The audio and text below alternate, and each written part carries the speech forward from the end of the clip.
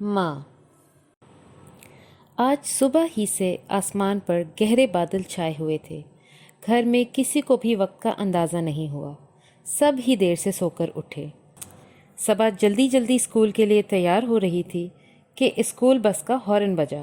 वो अम्मी को खुदा हाफिज कहती हुई बस की तरफ दौड़ी। सबा की अम्मी दफ्तर में काम करती हैं। वो भी जल्दी जल्दी दफ्तर जाने के लिए तैयार हो रही थीं। अचानक बादल ज़ोर से गरजा और मूसलाधार बारिश शुरू हो गई। अम्मी नीचे आईं तो मेज़ पर सबा के नाश्ते का डब्बा रखा देखा। अम्मी ने सोचा, सबा आज दिन भर भूखी रहेगी, उसके पास तो पैसे भी नहीं हैं कि वो स्कूल की कैंटीन से कुछ लेकर खा ले। वो बहुत परेशान हुई। उन्होंने सोचा कि वो ऑफिस जाते हुए सबा को स्कूल में खाने का डब्बा पहुंचा देंगी।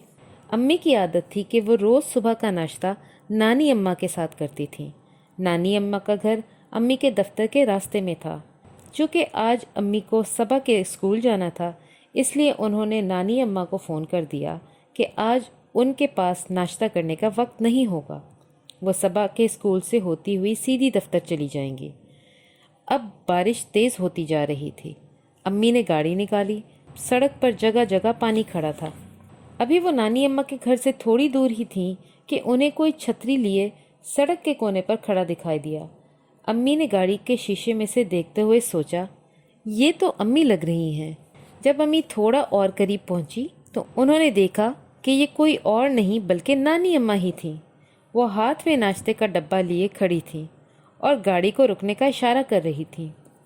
जब अम्मी करीब पहुंची तो नानी अम्मा उन्हें नाश्ते का डब्बा देते हुए बोली, मैंने सोचा कहीं मेरी बेटी आज भूखी ही दफ्तर ना चली जाए।